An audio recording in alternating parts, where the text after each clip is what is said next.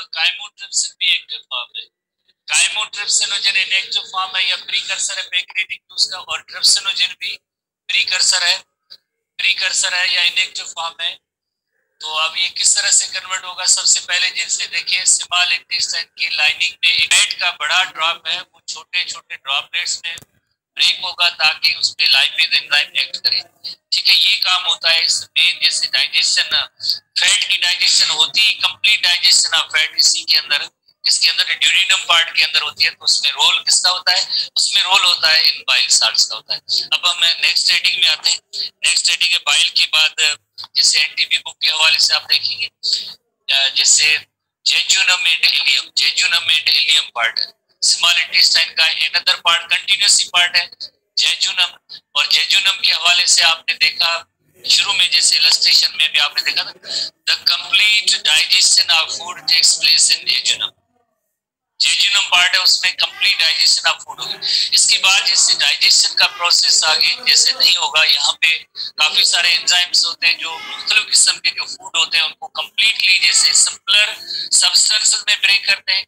Simple जैसे digestion का मकसद यही होता है, breaking down of the complex large insoluble food particles into small simple and soluble form. तो ये स्मॉल सिंपल सॉल्युबल फॉर्म जो बनेगा इसी जेजुनम पार्ट के अंदर होगा, जहाँ पे कंप्लीट डाइजेशन ऑफ फूड होगी। कंप्लीट डाइजेशन ऑफ फूड इसी पार्ट यानी जेजुनम के अंदर होगी।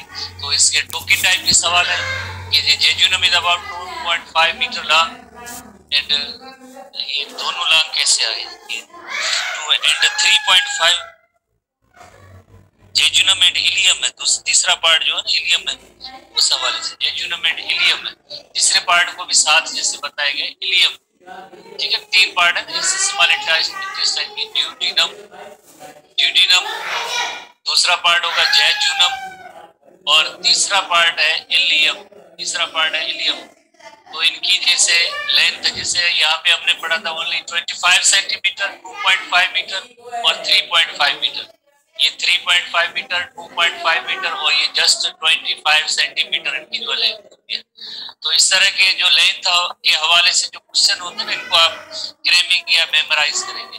एक और पीएच के हवाले से भी जैसे क्वेश्चन है, खास तौर पे जैसे पेप्सिन एंजाइम है, इसमें इसका जो पीएच है डिफरेंट बुक्स के अंदर थोड़ी सी पीएच का वैल्यू जो है इसमें डिफरेंट बताया गया है।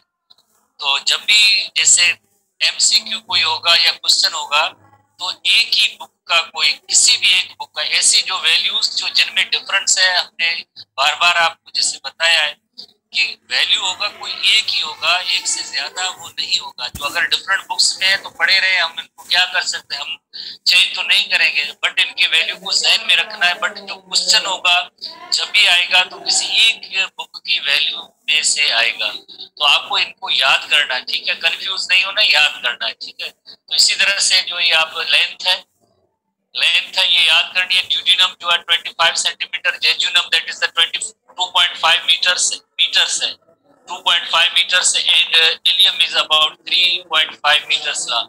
बिकॉज स्मॉल इंटेस्टाइन के हवाले से हमने पढ़ा था सबसे बड़ा लॉन्ग पार्ट है that is the 6 metre long जो है ये स्मॉल इंटेस्टाइन की जैसे लेंथ है। Here the digestion of proteins and carbohydrates and fats is completed. Yet the complete digestion of food takes place in the jejunum. Complete digestion of food. किस तरह से? Because the lining of the jejunum and ileum secrete several enzymes. कौन से enzyme है? जैसे एक amino peptidase, जैसे peptidase word किसको शो करता है? जैसे अमाइनो एसिड्स हैं एक दूसरे के साथ लिंक होते हैं या कनेक्टेड होते हैं, उस बॉन्ड का नेम है पेप्टाइड बॉन्ड। तो पेप्टाइड बॉन्ड को ब्रेक करने के लिए जो एंजाइम होगा तो उसे कहेंगे पेप्टाइडेज। जैसे आप सबको पता है कि एंजाइम की जो टर्मिनोलॉजी होती है उसमें जो सफिक्स है EAC है, तो यानी ये एंजाइम का नेम है। और पहला पार्ट होता है वो सबस्ट्रेट का होता है, पहला पार्ट जो सबस्ट्रेट का शो करता है पहला पार्ट, और जो सफिक्स होता है EAC एंजाइम का। जैसे माल्टेज तो इसकी सबस्ट्रेट माल्टोज होगी। तो इस तरह से जो है पेप्टाइडेज, अमाइनो पेप्टाइडेज, तो यानी it splits the polypeptides into dipeptides. Polypeptide को डाइपेप्टाइड में कन्वर्ट करते हैं, उससे एंजाइम का नेम है अमाइनो पेप्टाइडेज।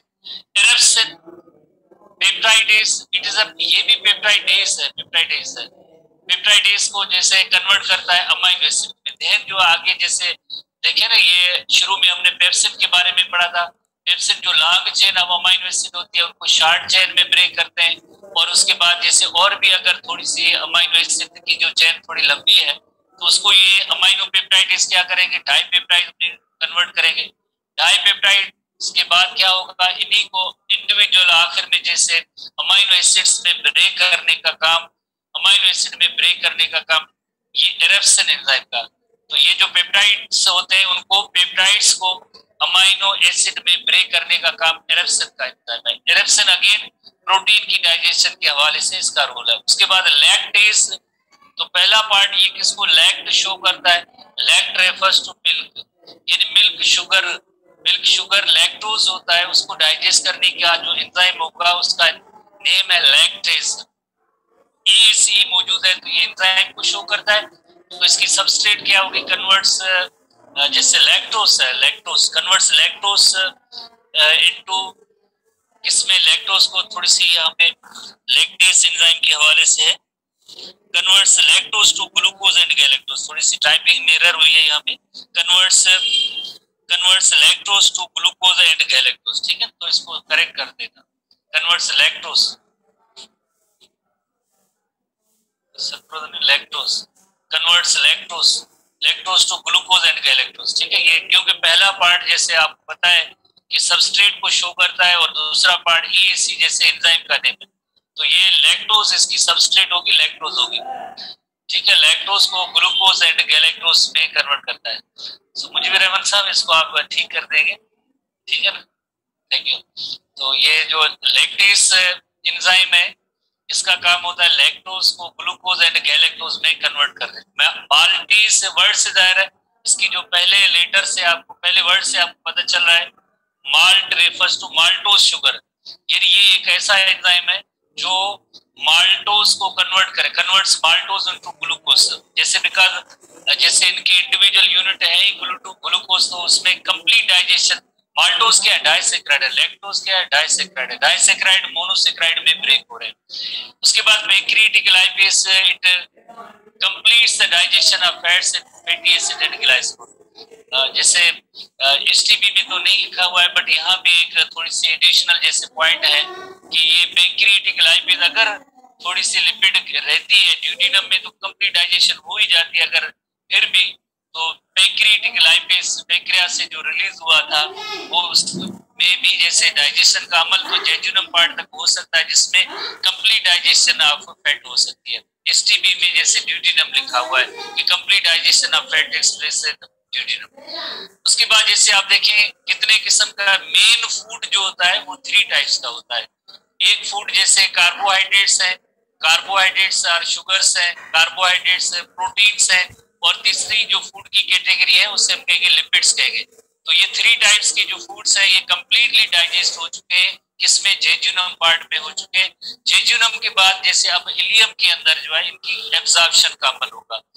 अब जैसे आप स्टूडेंट्स को ये भी याद है कि हमने पढ़ा था कि जो फूड हमें इंटेक करते हैं, खाते हैं, तो पहले च्यूइंग एक्शन की मदद से उसमें बोलस बनता है, बोलस से जो है कायम बनता है, और देन कायम से फाइनली कायल बनना है। कायल क्या होता है, जो सॉल्युबल एब्जॉर्बेबल जो फूड होता है जो कंप्लीट डाइजेस्ट हो चुका है उसे हम कहते हैं कायल कहेंगे, ऐसे फूड को कहेंगे कायल कहेंगे। तो अभी ये कायल बन चुका है फूड, इसमें जेजुनम पार्ट में कंप्लीट डाइजेशन हो चुकी है, तो अब ये कायल बनेगा। By the action of enzymes chyme is turned into watery emulsion called as watery emulsion called as chyle. अब जो है ये एब्जॉर्बेबल फॉर्म में आ गया, ठीक है। कायम से कायल बन चुका है, कायम से कायल बन चुका है। यहाँ से जैसे फूड की फर्दर क्या होगी, फर्दर जो एब्जॉर्प्शन का अमल होगा, जो फूड डाइजेस्ट हो चुका है तो अब इसकी एब्जॉर्प्शन होगी, और एब्जॉर्प्शन किस पार्ट में होगी, स्मॉल इंटेस्टाइन के इलियम पार्ट के अंदर इसकी एब्जॉर्प्शन होगी। जो फूड डाइजेस्ट हो चुका है अब इसकी जो एब्जॉर्प्शन जो है इलियम पार्ट के अंदर होगी। इसी तरह से थोड़ा सा आप एसटीबी बुक है उसको जरा देखेंगे, थोड़े से और भी एंजाइम है, एक तो और एंजाइम है पेज नंबर 298 पे, एसटीबी बुक के अंदर पेज नंबर 298 पेज पे आप थोड़ी सी और भी एंजाइम से इनकी नेम आपको याद करने, ठीक है। इस तरह से कौन कौन से नेम्स हैं कि स्मॉल इंटेस्टाइन के अंदर न्यूक्लियोटाइडेज होंगे, न्यूक्लियोटाइड एक एंजाइम है न्यूक्लियोटाइडेज। न्यूक्लियोटाइडेज EC तो यानी जैसे ये सफिक्स है एंजाइम के लिए, तो इसका सबस्ट्रेट है न्यूक्लियोटाइड है, कन्वर्ट्स न्यूक्लियोटाइड इनटू न्यूक्लियोसाइड। ठीक है, ये इसका काम क्या होगा न्यूक्लियोटाइडेज का, न्यूक्लियोटाइड को, क्योंकि इसकी जो सबस्ट्रेट होगी वो nucleotide is converted into nucleoside. Nucleotide is converted into nucleoside. Side और टाइड के हवाले से यकीनन आपने जैसे पढ़ा है, जैसे सबसे पहले नाइट्रोजनस बेस और पेंटोस शुगर आपस में मिलते हैं। न्यूक्लियोटाइड की जो कंपोनेंट 3 कंपोनेंट होते हैं ना, आपको पता है, उसमें नाइट्रोजनस बेस पेंटोस शुगर के साथ मिलता है, तो पहले स्टेप में न्यूक्लियोसाइड बनता है, और देन जो है फास्फोरिक एसिड और फास्फेट ग्रुप न्यूक्लियोटाइड के साथ न्यूक्लियोसाइड के साथ अटैच होता है तो न्यूक्लियोटाइड बनता है। तो बहरहाल ये आप इनको इस एंजाइम को आपको याद करना है, nucleotidase converts nucleotide into nucleoside. ठीक है, एक एंजाइम है, बाकी तो तकरीबन इस तरह से सारी डिस्कशन हो चुकी है, मोनोसेकेराइड अमीनो एसिड सो सब चीजें हो चुकी है। ठीक है, तो अब हम जैसे नेक्स्ट आते हैं absorption of digested food. Absorption of digested food कहाँ पे होगी, यकीनन जो स्मॉल इंटेस्टाइन का एक पार्ट है, स्मॉल इंटेस्टाइन का एक पार्ट है, that is called as ileum, उसे हम कहते हैं इलियम कहते हैं, उसके अंदर इनकी जो एब्जॉर्प्शन होती है। तो सबसे पहले हम इलियम की स्ट्रक्चर देखेंगे कि इलियम किस तरह की स्ट्रक्चर है। तो इलियम के हवाले से अगर हम देखें तो किस तरह की स्ट्रक्चर है इलियम। तो स्मॉल इंटेस्टाइन को अगर हम जैसे स्मॉल इंटेस्टाइन का ये पार्ट है जिसे हम कहेंगे इलियम कहेंगे। इलियम पार्ट के अंदर, ओनली इलियम पार्ट के अंदर क्या होता है, एक फिंगर लाइक प्रोजेक्शंस होते हैं जिन्हें हम कहते हैं विलाय कहते हैं। बाकी जैसे आपने जैसे स्टमक देखा, उसका ल्यूमन है, उसके अंदर कोई फिंगर लाइक प्रोजेक्शन नहीं है। जैसे आपने देखा कि जैसे इसोफेगस है, उसके अंदर कोई फिंगर लाइक इनर लेयर के साथ कोई फिंगर लाइक प्रोजेक्शन नहीं है। ड्यूडिनम में कोई फिंगर लाइक प्रोजेक्शंस नहीं है। उसके बाद जैसे जेजुनम है, उसमें भी कोई फिंगर लाइक प्रोजेक्शन नहीं है। बट ये जो इलियम पार्ट होता है, इसके अंदर इनर लाइनिंग पे ऐसी फिंगर लाइक प्रोजेक्शंस होती है, फिंगर लाइक प्रोजेक्शंस है जिन्हें हम कहते हैं विलाय कहते हैं। सिंगुलर इसका होता है विलस, सिंगुलर है विलस। तो आप जैसे ये जो अगर ये स्मॉल इंटेस्टाइन है, इसको अगर जैसे हम ओपन करेंगे, एक्सपोज करेंगे, तो इसके अंदर ऐसी कई जो है फिंगर लाइक प्रोजेक्शंस है। अगर इन फिंगर लाइक प्रोजेक्शंस का हम सरफेस एरिया देखें तो एक टेनिस कोर्ट के बराबर होता है। सरफेस एरिया कौन इंक्रीज करता है, यही इन विलाय के साथ जो एक माइक्रो विलाय होते हैं, दे इंक्रीज द सरफेस एरिया। किस तरह से हम इस पे आते हैं, जैसे एक ये सिंगुलर विलस है जिसमें आप फिंगर लाइक प्रोजेक्शंस देख रहे हैं। फिंगर लाइक प्रोजेक्शन एक है जिसका नेम है विलस है। तो इस विलस के जो लाइनिंग है, ये लाइनिंग है, इसमें आपको छोटी छोटी जैसे डॉट्स नजर आ रही है, ये सारे जो है सेल्स है जिन्हें हम कहते हैं एपिथेलियम की सेल्स है। ये जो सेल्स है लाइनिंग के सेल्स है, इन लाइनिंग के सेल्स को हम कहते हैं एपिथेलियम। जैसे ये बॉर्डर बना हुआ है इस लाइनिंग का, इसे हम कहेंगे एपिथेलियम। जैसे ये जितनी भी डॉट्स आपको नजर आ रही है, ये सेल्स है, इन सेल्स का नेम है एपिथेलियम के सेल्स है। ये सारे एपिथेलियम के सेल्स है विला एक सिंगुलर विलस के अंदर। तो इसी एपिथेलियम सेल को अगर हम थोड़ा सा इलाज करेंगे, बड़ा करेंगे, एसटीपी बुक के अंदर भी तस्वीर मौजूद आए थे, 298 पेज पढ़ा है, उसमें एपिथेलियम की एक अलग सिंगल सेल की तस्वीर मौजूद है 298। सी डायग्राम के अंदर आप जैसे देखेंगे स्ट्रक्चर ऑफ स्मॉल इंटेस्टाइन, और उसमें सी डायग्राम है जो एक सिंगल एपिथेलियम सेल की है। सिंगल एपिथेलियम सेल है जिसमें आप जैसे देखेंगे कि सेल मेम्ब्रेन के अंदर काफी सारे ऐसे फोल्ड्स पड़े, काफी सारे ये फोल्ड्स पड़े। इन्हीं फोल्ड्स को हम कहते हैं माइक्रोविलाई कहते हैं। Such folds are called microvilli, such folds are called microvilli. Plasma membrane के फोल्ड्स हैं। अगर फॉर एग्जांपल ये सेल इस तरह का होता, ये इस तरह का होता, एक सेल मेम्ब्रेन होती, एक सेल मेम्ब्रेन होती तो फूड जो है पार्टिकल यकीनन थोड़े से एब्जॉर्प्शन होती। अब क्योंकि इसकी जो है बहुत ही ज्यादा सरफेस एरिया बन चुकी है, क्योंकि इसके अंदर ऐसी प्रोजेक्शंस मौजूद है जिसकी वजह से सरफेस एरिया जो है ज्यादा होती है।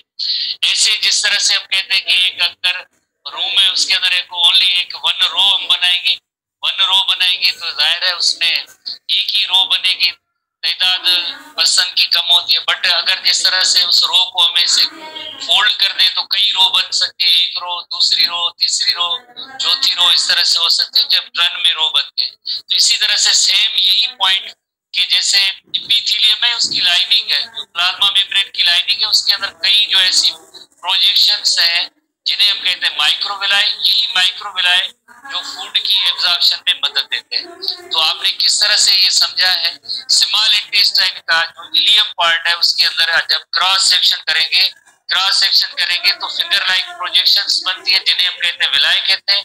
एक सिंगल विलस को अगर हम देखेंगे तो उसके अंदर एक एपिथेलियम के सेल्स है, एपिथेलियम के लाइनिंग पे सेल्स है। तो एक सिंगल एपिथेलियम सेल को देखेंगे उसके अंदर तो काफी सारे इसी तरह से प्रोजेक्शंस है जिन्हें कहते हैं माइक्रोविलाई कहते हैं। सबसे पहले जो फूड की एब्जॉर्प्शन, गायल की एब्जॉर्प्शन इन माइक्रोविलाई के जरिए होगी। इसी तरह से और देखें विलस के अंदर क्या है। विलस के अंदर आप जैसे देखेंगे कि येलो कलर की आपको जैसे एक लाइन नजर आ रही है येलो कलर की, ये लिम्फ वेसल है। Lymph vessel is called the lacteal. Lymph vessel is called the lacteal.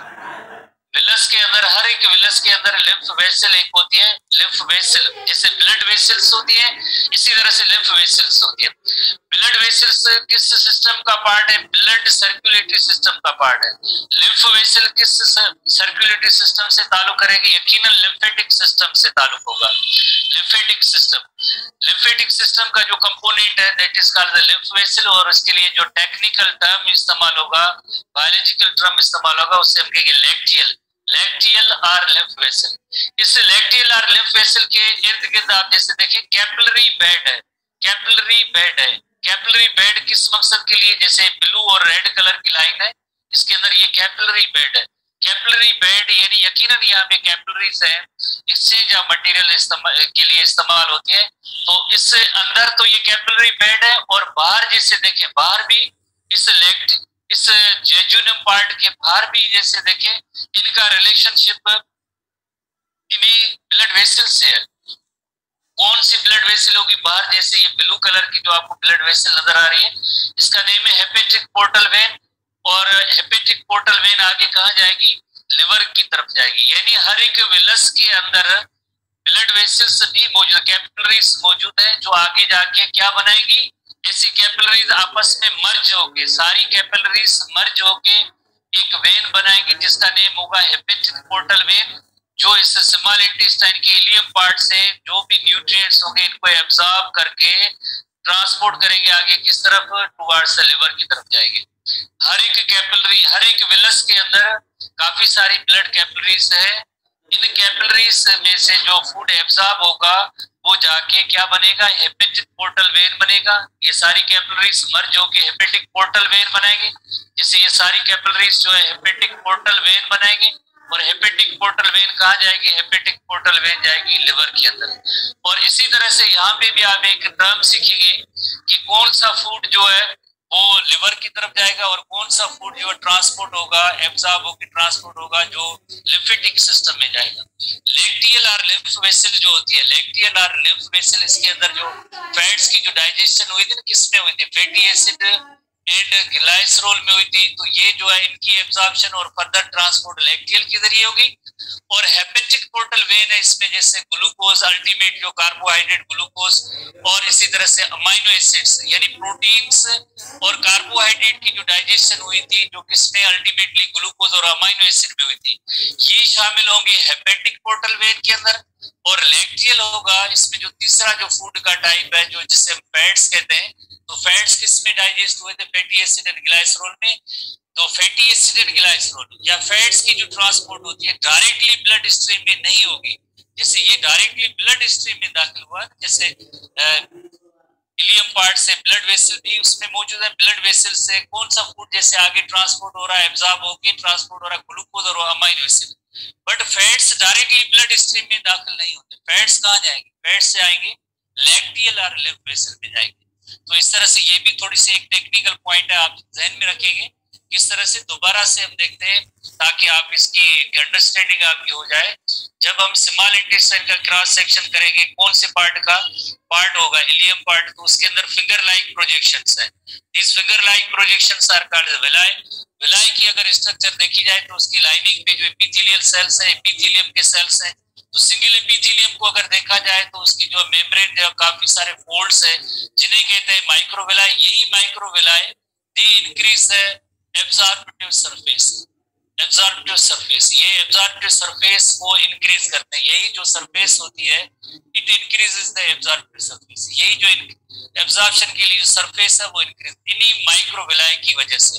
और ये माइक्रोविलाई कहाँ होते हैं, ये एपिथेलियम के जो सेल्स होते हैं, हर एक एपिथेलियम के अंदर ऐसे जो है माइक्रोविलाई हर एक एपिथेलियम के अंदर मौजूद है जो they increase the absorptive surface. Just एक जैसे अगर सेल मेम्ब्रेन होती तो थोड़ा मटेरियल जैसे एब्जॉर्ब होता है, इसके अंदर जो कई और प्रोजेक्शंस हैं तो इस वजह से ज्यादा जो है मोर एब्जॉर्प्शन ऑफ मटेरियल होती है। उसके बाद इससे एक विलस के अंदर हम देखेंगे कि लिम्फ वेसल है that is called the lacteal, और साथ साथ में ब्लड कैपिलरीज भी है, कैपिलरी बेड भी है। व्हाई? बिकॉज यहाँ से जो कैपिलरीज है वो सब मर्ज होके क्या बनाएगी, हेपेटिक पोर्टल वेन बनाएगी, और hepatic portal vein leads to liver, that goes to liver, और लिवर के अंदर कौन सा फूड जाएगा, glucose and amino acid. Lacteal के अंदर कौन सा फूड एब्जॉर्ब होगा, लैक्टियल के अंदर फैट्स एब्जॉर्ब होंगे। ठीक है, होपफुली आपने ये इन चीजों को समझ लिया होगा। एक और इलस्ट्रेशन इस तरह की देखते हैं ताकि और भी थोड़ा सा आपका जो है जैसे कॉन्सेप्ट क्लियर हो। जैसे स्मॉल इंटेस्टाइन या जीआईटी के हवाले से आपने पढ़े हैं कि चार इसके जो लेयर होते हैं, आउटर लेयर सेरोसा, दूसरा लेयर होता है जिसे मस्कुलरिस कहते हैं, तीसरा लेयर होता है जिसे सब म्यूकोजा कहते हैं, चौथा जो लेयर होता है जिसे म्यूकोजा कहते हैं। म्यूकोजा इनर मोस्ट लाइनिंग होती है। तो इस म्यूकोजा के अंदर, और आपको याद होगा सब म्यूकोजा के अंदर हमने पढ़ा था कि लिम्फ वेसल्स भी होती हैं, ब्लड वेसल्स भी होती हैं, सब म्यूकोजा लेयर के अंदर। म्यूकोजा जो लेयर होता है, म्यूकोजा लेयर जो इनर मोस्ट लेयर है, तो स्मॉल इंटेस्टाइन के इलियम पार्ट के अंदर ऐसी फिंगर लाइक प्रोजेक्शंस होती हैं। तो ऐसी फिंगर लाइक प्रोजेक्शन को हम कहेंगे विलस कहेंगे, एक सिंगुलर टर्म विलस है। और ये पूरा जो सिंगल लेयर ऑफ एपिथेलियम है, तो इसके अंदर यकीनन आपको जैसे कि पर्पल कलर के ऐसे डॉट डॉट से नजर आ रहे हैं, ये सारे सेल्स हैं न्यूक्लियस है इनके।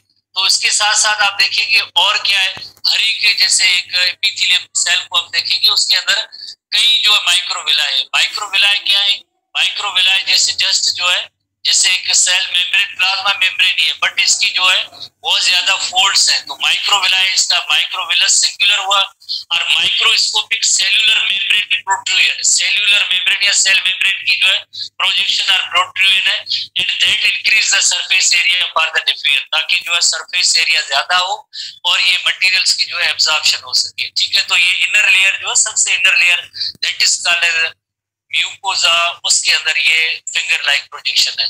स्टूडेंट्स से एक छोटा सा क्वेश्चन है कि ये जो थोड़ी सी ग्रीन कलर की वेसल नजर आ रही है विलस के अंदर, इसका नेम क्या है? टाइप करें, जूम चैट के अंदर टाइप करें।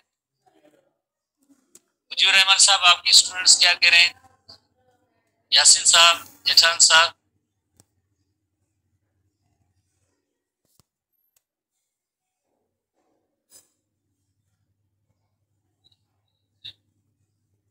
लैक्टियल और लिम्फ वेसल। ठीक है, एग्जैक्टली आप सही कह रहे हैं। तो ये जो है लैक्टियल और लिम्फ वेसल है, लैक्टियल कहेंगे या लिम्फ वेसल कहेंगे, लैक्टियल और लिम्फ वेसल, लैक्टियल और लिम्फ वेसल है। इसके बाद ये जो रेड एंड ब्लू कलर की जैसे लाइनिंग है, ये क्या है? ये कैपिलरीज है, ब्लड कैपिलरीज है। ये कैपिलरीज बेड या ब्लड कैपिलरीज हम इसे कहेंगे। तो इन अदर क्वेश्चन है कि लिम्फ वेसल के अंदर किन चीजों की एब्जॉर्प्शन होती है? लिम्फ टाइप करें, जूम चैट के अंदर टाइप करें, लिम्फ वेसल के अंदर या लैक्टियल के अंदर किस चीज की एब्जॉर्प्शन होगी? फैट्स की। और ये ब्लड कैपिलरीज के अंदर किन चीजों की एब्जॉर्प्शन होगी? ब्लड कैपिलरीज के अंदर एग्जैक्टली जो शुगर्स एंड अमाइनो एसिड्स की एब्जॉर्प्शन होगी। वो डायरेक्टली ब्लड स्ट्रीम में कौन सी वेसल है? Hepatic portal vein. Hepatic portal vein leads to liver, और लिवर के बाद देन आगे हार्ट और हर पार्ट तक ये सर्कुलेशन में शामिल हो जाएगी। ठीक है, होपफुली आपने ये समझ लिया होगा कि विलाय किसे कहते हैं और माइक्रो विलाय किसे कहते हैं, फर्क है। विलाय तो ओवरऑल ये फिंगर लाइक प्रोजेक्शन है, जिससे हम कहेंगे स्मॉल इंटेस्टाइन के इलियम पार्ट के अंदर फिंगर लाइक प्रोजेक्शन, पूरी फिंगर लाइक प्रोजेक्शन को विलाय कहेंगे।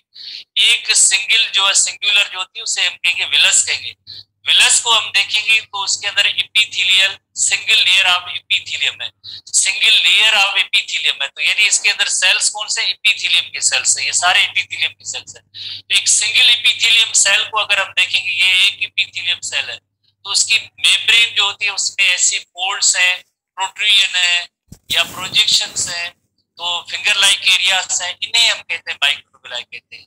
जस्ट इन्हें हम कहेंगे माइक्रोविलाई। ये जो प्रोजेक्शंस है इन्हें हम कहेंगे माइक्रोविलाई। तो there is a difference between villi and microvilli. ऐसे नहीं है कि जैसे ये माइक्रोविलाई और ये विलाई, माइक्रो की मीनिंग छोटी और ये विलाई बड़ी है और ये छोटी, इस तरह से कॉन्सेप्ट नहीं है। ठीक है, होपफुली आपने इसको समझ लिया होगा।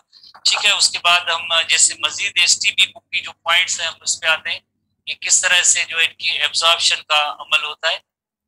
जैसे हम पढ़ रहे हैं एब्जॉर्प्शन, जैसे jejunum and ileum 256 page NTP भी थे। अब हम आते हैं absorption of digested food from the lumen of the intestine. Lumen of intestine से आगे कहाँ पे फूड एब्जॉर्ब होगा, जैसे पेज नंबर है 256 है, एनटीपी बुक का ही है, absorption of digested food from lumen of intestine. Digested ileum is the major site of nutrient absorption. Nutrient absorption कौन सा है, लाइक ये जो फूड जो डाइजेस्ट हुआ था इसकी बात हो रही, कौन सा फूड, जैसे अब जो फूड जो है कायल बन गया है इसकी एब्जॉर्प्शन होगी। Tiny finger like projection of the mucosa from numerous villi which are form villi. तो इसमें जैसे स्मॉल इंटेस्टाइन है, उसके स्मॉल इंटेस्टाइन के अंदर अगर हम देखेंगे इसमें फिंगर लाइक प्रोजेक्शन ऐसी मौजूद है। इन फिंगर लाइक प्रोजेक्शंस को हम कहेंगे विलाय कहेंगे। This finger like projections are called as villi. कौन से लेयर के साथ है, म्यूकोसा लेयर के। 4 लेयर है, सेरोसा, नंबर 2 मस्कुलरिस, नंबर 3 सब mucosa and number 4 is mucosa. तो म्यूकोसा इनर मोस्ट लेयर है, उसके अंदर ऐसी फिंगर लाइक प्रोजेक्शंस है जिन्हें हम कहेंगे विलाय, which are 0.5 to 15 millimeter in length। बहुत ही छोटी छोटी ऐसी finger like projection. each villus is covered by simple columnar epithelium। तो आपने देखा थोड़ी देर पहले एक विलस में देखा कि इसके अंदर जो है ऐसे कॉल्यूमुलर एपिथेलियल सेल्स है, पूरी इस विलाय के अंदर ऐसे सेल्स मौजूद है, पूरा लेयर है, single columnar epithelium. and it contains a blood capillaries network and lymph capillary called lacteal। इसके अंदर आपने देखा कि एक उसमें लैक्टियल भी है और प्लस में आपने देखा कि लिम्फ कैपिलरीज भी है और ब्लड कैपिलरीज भी है। लैक्टियल एंड लिम्फ कैपिलरी है। लिम्फ कैपिलरी जैसे लिम्फ वेसल उसे हम कहते हैं दैट इज लैक्टियल, और जो ब्लड कैपिलरीज दोनों है। The structural features increase the surface area of the small intestine. कैसे सरफेस एरिया को इंक्रीज करते हैं, and make it the largest part of the alimentary canal. The internal walls are folded to increase the surface area for the absorption। Villi and microvilli further increase the surface area for absorption। कैसे, जिस तरह से हर एक epithelium के अंदर आपने देखा है, हर एक एपिथेलियम के अंदर माइक्रोविलाई है जो यकीनन जो सरफेस एरिया की फॉर एब्जॉर्प्शन इसको इंक्रीज कर रहे हैं। टू रीच द ब्लड और lymph and nutrient molecule must pass through and through epithelial cell of the intestinal lining and through blood capillaries और लिम्फ वेसल्स। जैसे जो भी डाइजेस्टेड फूड है, आपको पता है कि एक डाइजेस्टेड फूड जो है एपिथेलियल सेल से क्रॉस करके कहाँ जाना है, एपिथेलियल सेल से क्रॉस करके, मस्ट क्रॉस, उसमें एब्जॉर्ब होगी, या तो जाना है ब्लड कैपिलरीज में जाना है, या जैसे लिम्फ कैपिलरीज या लैक्टियल में जाना है। देन जो है वो हमारे सर्कुलेटरी सिस्टम में डाइजेस्टेड फूड शामिल होगा। यकीनन उसके लिए जो है इस एपिथेलियल सेल को क्रॉस करना है, एपिथेलियल सेल को क्रॉस करना। थोड़ी देर पहले हमने जो इलस्ट्रेशन में पॉइंट्स देखे थे वही सेम है। इसी तरह से हम देखेंगे कि एब्जॉर्प्शन ऑफ डाइजेस्टेड फूड किन किन की। डाइजेस्टेड फूड जो है, डाइजेस्टेड फूड एक जैसे हमने पढ़ा था कि सिंपल शुगर्स हैं, अमाइनो एसिड्स हैं, और एक फूड है जिसे हम कहेंगे fatty acids and glycerols. Fatty acids and glycerol, ये जो फूड है इसकी जो एब्जॉर्प्शन। तो सबसे पहले हम देखेंगे कार्बोहाइड्रेट्स की किस तरह से एब्जॉर्प्शन होगी। कार्बोहाइड्रेट्स आर नथिंग बट जब ये डाइजेस्ट हो जाएंगे तो सिंपल शुगर में कन्वर्ट होंगे। Absorption occurs by combination of simple diffusion and active transport. दोनों प्रोसेसेस के जरिए हो सकती है। जैसे हमारी एसटीपी बुक के अंदर भी ये दोनों जैसे हेडिंग्स मौजूद हैं कि एब्जॉर्प्शन जो है, एब्जॉर्प्शन डिफ्यूजन के जरिए भी हो सकती है, एब्जॉर्प्शन जो है एक्टिव ट्रांसपोर्ट के जरिए भी हो सकती है। The monosaccharides are transferred by facilitated diffusion to the capillaries of the intestinal villi. जैसे देखिए आप स्टूडेंट्स को याद है हमने एक प्रोसेस पढ़ा था डिफ्यूजन और दूसरा है फैसिलिटेटेड डिफ्यूजन। फर्स्ट ईयर में एसटीपी चैप्टर 14 के अंदर जैसे डेफिनेशंस मौजूद है, मोर ओवर कुछ डेफिनेशंस जो है फर्स्ट ईयर के चैप्टर 4 के अंदर भी मौजूद है। फैसिलिटेटेड डिफ्यूजन है डिफ्यूजन, बट एक स्पेशल चैनल या प्रोटीन बने हुए उनके जरिए जो हायर टू लोअर कंसंट्रेशन में मॉलिक्यूल्स की मूवमेंट होती है, तो उसे हम कहेंगे फैसिलिटेटेड डिफ्यूजन। थ्रू प्रोटीन, कुछ प्रोटीन्स होंगे, उनके गेट्स होंगे, उनके जरिए जैसे molecule higher to lower concentration में जाते हैं, तो उससे हम कहेंगे फैसिलिटेटेड डिफ्यूजन। जैसे ग्लूकोज को पास हर साइड से ग्लूकोज यहाँ से दाखिल नहीं हो सकती है, तो ग्लूकोज को इंटर होने के लिए एक गेट्स हैं, उनके जरिए जैसे ग्लूकोज जो अपटेक होगी सेल के अंदर, तो उसे हम कहेंगे फैसिलिटेटेड डिफ्यूजन। किसकी हम एब्जॉर्प्शन पढ़ रहे हैं? कार्बोहाइड्रेट की। तो यकीनन कौन सा प्रोसेस होगा? तो इसमें प्रोसेस होगा monosaccharide are transferred by facilitated diffusion. Facilitated diffusion में ट्रांसपोर्ट आगे किस में जाएंगे? Capillaries of the intestinal blood. जैसे आपको याद है लिम्फ वेसल में नहीं, लिम्फेटिक कैपिलरीज में नहीं, ब्लड कैपिलरीज के अंदर एब्जॉर्ब होगा। And are carried by the hepatic portal system. Hepatic portal vein के जरिए कहा जाएगा टुवर्ड्स द लिवर। थोड़ी देर पहले हमने इलस्ट्रेशन में पढ़ा था, where non glucose are converted to glucose और enters through the facilitated diffusion। तो ये सारी चीजें जो है ये लिवर के अंदर काम होगा, जो फर्दर जो है लिवर के अंदर काम होगा। ठीक है, फर्दर ये काम आगे जो है लिवर के अंदर होगा। एब्जॉर्प्शन ऑफ कार्बोहाइड्रेट्स है, where non glucose sugars are converted into glucose, glucose enter the cells through the diffusion। ठीक है, उसके बाद हम दूसरी जो हेडिंग है एब्जॉर्प्शन ऑफ लिपिड्स पे आएंगे, देन एब्जॉर्प्शन ऑफ प्रोटीन पे आएंगे। लिपिड की थोड़ी सी एब्जॉर्प्शन का फिनोमेना है, थोड़ा सा समझने जैसा है, थोड़ी सी उसमें टेक्निकल पॉइंट है। कोशिश करें थोड़ा सा इसको समझने की कोशिश करें, थोड़ी सी टेक्निकल पॉइंट है कि लिपिड्स आर डाइजेस्टेड इन, किसमें कहाँ पे डाइजेशन, लिपिड डाइजेस्ट होते हैं फैटी एसिड एंड ग्लाइसरॉल। पहली बात वेरी क्लियर है। उसके बाद after glycerol and fatty acids are absorbed by the epithelial cell. आपको याद है हमने पढ़ा था विलाई के अंदर जो सबसे बाहर की जो सेल्स का लेयर है उसे हम कहते हैं एपिथेलियम कहते हैं। तो एपिथेलियल सेल उसको क्रॉस करके देन यहाँ पे लैक्टियल आर लिम्फ वेसल होती है, लैक्टियल आर लिम्फ वेसल होती है। तो यानी जो भी फैटी एसिड एंड ग्लाइसरॉल होंगे तो एपिथेलियल सेल से होते हुए किसमें आएंगे? इस लिम्फ वेसल में भी। They are recombined to form into fats into these cells। उसके बाद जैसे फैटी एसिड एंड ग्लाइसरॉल जो होते हैं ये रिकम्बाइन हो जाएंगे वापस। जैसे अगर आप देखें यहाँ पे ये जिस तरह से वेसल है, इस वेसल को हम कहते हैं lacteal or lymph vessel. Lacteal or lymph vessel है तो उसके अंदर जैसे आप देखें कि एक जैसे सिंगुलर विलस है उसके अंदर ये मौजूद है, तो उसके अंदर फैटी एसिड एंड ग्लाइसरॉल जब होंगे ये आपस में कंबाइन होके क्या बनाएंगे कि जैसे वापस जैसे एक खास कंपोनेंट बनेगा।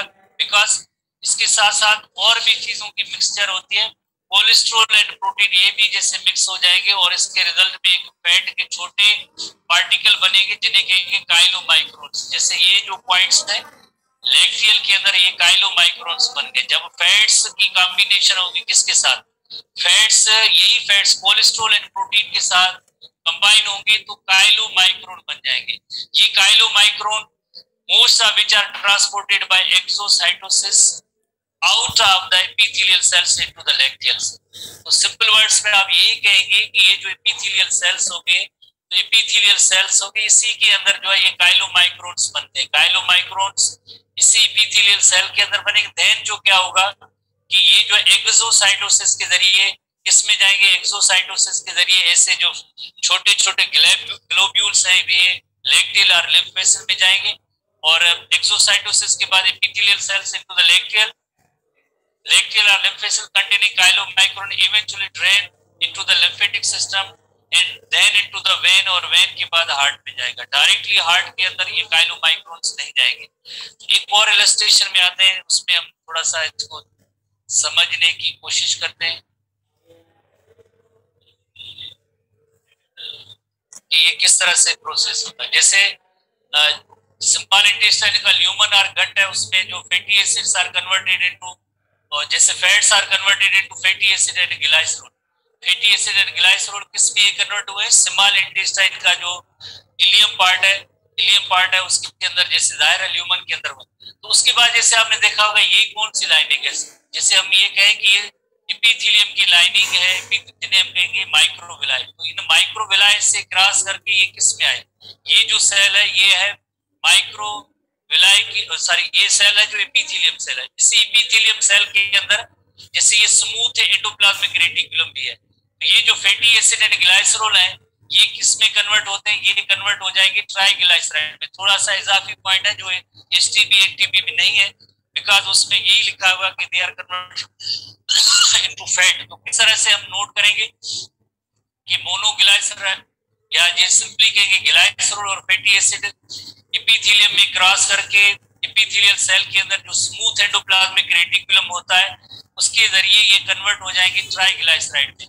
तो इसी एपिथेलियम के अंदर, इसी एपिथेलियम सेल के अंदर अदर जो जैसे कोलेस्ट्रॉल और प्रोटीन होते हैं, जब कोलेस्ट्रॉल और प्रोटीन प्लस ट्राइग्लाइसराइड, कोलेस्ट्रॉल और प्रोटीन प्लस ट्राइग्लाइसराइड, ये गोल्जी एपराटस होता है एपिथेलियम के अंदर। उसी के अंदर एक अनदर बॉडी बनेगी, एक बॉल लाइक, जिसे हम कहेंगे काइलोमाइक्रोन कहेंगे। काइलोमाइक्रोन इसी जो है एपिथेलियल सेल के अंदर बनेंगे। देन ये काइलोमाइक्रोन जो है एक्सोसाइटोसिस, ये प्रोसेस कौन सा है, एक्सोसाइटोसिस, एक्सोसाइटोसिस से होते हुए ब्लड स्ट्रीम में नहीं दाखिल होगी, ये chylomicron they enter into the lacteal or lymph vessel. Then ये लैक्टियल आर लिम्फ वेसल में दाखिल होंगे। लैक्टियल आर लिम्फ वेसल में दाखिल होने के बाद ये आगे जाके एक बड़ी वेन में दाखिल होगा, लिम्फेटिक सिस्टम, और when that drains into the heart. तो यानी हार्ट के अंदर ये वापस फैट्स आएंगे बट डायरेक्टली नहीं, इनडायरेक्टली आएंगे। तो दोबारा से प्रोसेस देखें जो हमने अभी पढ़ा है एचटीबी बुक के अंदर, जब भी फैट्स की जब डाइजेशन होगी किसमें होगी, फैटी एसिड एंड ग्लाइसरॉल में होगी। तो ये कहाँ पे हुई है, जैसे lumen of the small intestine उसमें हुई है।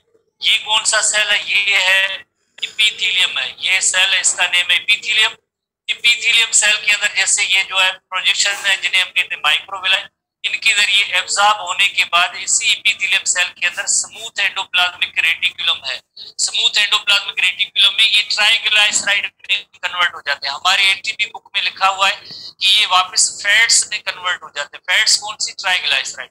ट्राइग्लाइसराइड कन्वर्ट होने के बाद जैसे कोलेस्ट्रॉल और प्रोटीन ये भी एपिथेलियल सेल के अंदर मौजूद है। तो cholesterol and protein plus triglyceride ये तीनों जब गोल्जी एपराटस के अंदर इनकी प्रोसेसिंग होगी तो उसके रिजल्ट में काइलोमाइक्रोन बनेंगे। देन काइलोमाइक्रोन यहाँ से एक्सोसाइटोसिस के जरिए लैक्टियल आर लिम्फ वेसल में जाएंगे। लैक्टियल आर लिम्फ वेसल में ट्रांसपोर्ट होंगे तो आगे जो है यकीनन लिम्फेटिक सिस्टम जो होगा एक लार्जेस्ट वेन में जाके इंटर होगा और when that इंटर्स into the heart. इस तरह से इनकी जो ट्रांसपोर्टेशन होती है हार्ट के बाद देन सर्कुलेट हो जाएगा। तो ये बहुत ही इजी मेथड है। इस मेथड के जरिए यकीनन आप ये याद करेंगे एब्जॉर्प्शन ऑफ फैट। आखिरी हेडिंग पे आते हैं एब्जॉर्प्शन ऑफ प्रोटीन। प्रोटीन किस तरह से एब्जॉर्ब होते हैं, हाउ प्रोटीन्स आर एब्जॉर्ब।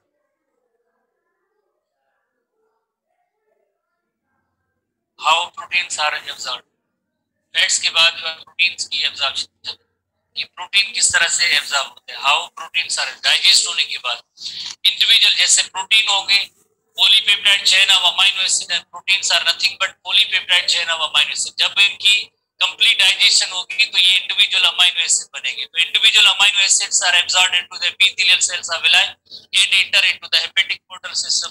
आपको पता है कि एक जो विलस होती है, विलस के अंदर एक तो लैक्टियल है और लैक्टियल के इर्द गिर्द आपने देखा कैपिलरीज का नेटवर्क है। तो कैपिलरीज के नेटवर्क के अंदर जैसे शुगर्स भी एब्जॉर्ब होती हैं as well as amino acid दोनों एब्जॉर्ब होते हैं। तो अमीनो एसिड भी इसी तरह से एब्जॉर्ब होके हेपेटिक पोर्टल वेन और हेपेटिक पोर्टल सिस्टम में जाएंगे which transport them to the liver. वो आगे जो लिवर में जाएंगे। अमीनो एसिड में भी modified into liver and release into the blood stream and distributed through out the body. इन्हीं अमीनो एसिड में से आगे और भी नए नए प्रोटीन भी बन सकते हैं। वो प्रोसेसिंग का काम जो है लिवर के अंदर होगा और then distribute to all parts of the most amino acids are used as a building blocks to form new proteins and put amino acid may be used for energy। इसी amino acid आपस में मिलकर new protein भी बन सकते हैं जो building block है, न्यू प्रोटीन बनेंगे न्यू सेल्स के हवाले से। नंबर 2 इन्हीं अमीनो एसिड्स में से जैसे इन्हीं अमीनो एसिड में से क्या बनेगा, जैसे आगे जाके यूटिलाइज हो सकते हैं एनर्जी में। एनर्जी में भी जैसे यूटिलाइज या एनर्जी कौन सी, सेल्यूलर रेस्पिरेशन प्रोसेस के जरिए जैसे अमीनो एसिड्स होंगे उनकी जो यकीनन आगे जो सेल्यूलर रेस्पिरेशन में भी जैसे रोल है ग्लूकोज की नहीं और भी कंपोनेंट होते हैं, फैटी एसिड्स, ग्लाइसरॉल या अमीनो एसिड के डिफरेंट फॉर्म्स होते हैं, उनकी भी जैसे अल्टीमेटली जैसे एसिटाइल कोएंजाइम ए में कन्वर्ट हो और देन एसिटाइल कोएंजाइम और आगे क्रैब साइकिल आपने जो पढ़े हैं फर्स्ट ईयर के हवाले से, तो उसमें भी एनर्जी बनाने में भी इस्तेमाल होगा। आखिरी हेडिंग के हेपेटिक पोर्टल सिस्टम क्या होता है? हेपेटिक पोर्टल सिस्टम अभी जो हमने डिस्कस किया है कि जैसे जो फैटी एसिड है ग्लाइसरॉल तो चले जाएंगे लिम्फेटिक सिस्टम में, बट हेपेटिक पोर्टल सिस्टम क्या है? हेपेटिक पोर्टल सिस्टम की मीनिंग ये होती है, जैसे आप देखें स्मॉल इंटेस्टाइन, ये स्मॉल इंटेस्टाइन का पार्ट है जहां पे जैसे डाइजेस्टिव ट्रैक्ट यहाँ पे हेडिंग है, डाइजेस्टिव ट्रैक्ट से जो कैपिलरीज निकलती हैं जैसे लिम्फ वेसल्स के अंदर जो है, और सॉरी विलाई के अंदर जो कैपिलरीज है, ये कैपिलरीज डायरेक्टली हार्ट की तरफ नहीं जाएंगी, ये हेपेटिक पोर्टल वेन बनाएगी। Hepatic portal when इंटर्स into the liver और देन लिवर की बात जो है ये वापस जो हार्ट में जाएंगे। वरना अदर पार्ट्स है जैसे उसमें ये होता है कि जो भी जैसे ब्लड रिटर्न होता है डायरेक्टली हार्ट के अंदर आता है, आर्गन से हार्ट की तरफ जाता है, बट एक आर्गन जैसे अदर देन हार्ट यानी डाइजेस्टिव ट्रैक्ट से पहले लिवर और लिवर के बाद हार्ट में जाए, इस तरह के सिस्टम को हम कहते हैं पोर्टल सिस्टम कहते हैं, पोर्टल सिस्टम कहेंगे। एक हेपेटिक पोर्टल सिस्टम होता है और दूसरा होता है रीनल पोर्टल सिस्टम, जो लोअर क्लासेस में भी आपने पढ़ा हो। तो यानी डाइजेस्टिव ट्रैक्ट से ब्लड डायरेक्टली हार्ट के अंदर नहीं गया है, जैसे वेनस सिस्टम के जरिए हार्ट के अंदर नहीं गया, पहले लिवर के अंदर गया, लिवर के बाद देन हार्ट के अंदर आए। तो ऐसी ब्लड वेसल जो स्मॉल इंटेस्टाइन से लिवर की तरफ आती है तो उसे हम कहेंगे हेपेटिक पोर्टल वेन, और ये जो लिवर से हार्ट की तरफ जाएगी जस्ट इसे कहेंगे हेपेटिक वेन कहेंगे। तो ये डिफरेंस होता है hepatic portal when and just hepatic when का। हेपेटिक वेन जो है लिवर से हार्ट की तरफ जाएगी, हेपेटिक पोर्टल वेन होगी जो स्मॉल इंटेस्टाइन से लिवर की तरफ आएगी। ठीक है, तो यहाँ पे एक और इलस्ट्रेशन है, जीआईटी या गैस्ट्रो इंटेस्टाइनल ट्रैक्ट या स्मॉल इंटेस्टाइन है, स्मॉल इंटेस्टाइन से लिवर की तरफ जो ब्लड वेसल जाएगी उसका नेम होगा hepatic portal when, that is nutrient rich blood होगा। हेपेटिक पोर्टल वेन लिवर से देन जो है हेपेटिक आर्टरी के जरिए हार्ट की तरफ जाएगा। तो ये इस तरह के सिस्टम को हम कहेंगे portal system. Gastro intestinal tract small intestine से डायरेक्टली हार्ट की तरफ नहीं, पहले लिवर के अंदर, ताकि काफी सारी चीजों की प्रोसेसिंग हो, नई चीजें बने, अगर कोई टॉक्सिक मटेरियल हो तो वो भी रिमूव हो जाए, डिटॉक्सिफिकेशन हो जाए। इसी वजह से नेचर ने लिवर जैसा आर्गन, जो हम चीजें खाते हैं डायरेक्टली ब्लड स्ट्रीम में नहीं, पहले लिवर में मॉडिफाई हो, प्रोसेसिंग हो, डिटॉक्सिफिकेशन हो, देन उसके बाद जो है ये हार्ट की तरफ सर्कुलेशन है। बस आज के दिन के हवाले से हम इतना ही डिस्कस करेंगे। फिजिक्स की क्लास होगी, अब सी यू बाय नेक्स्ट टाइम।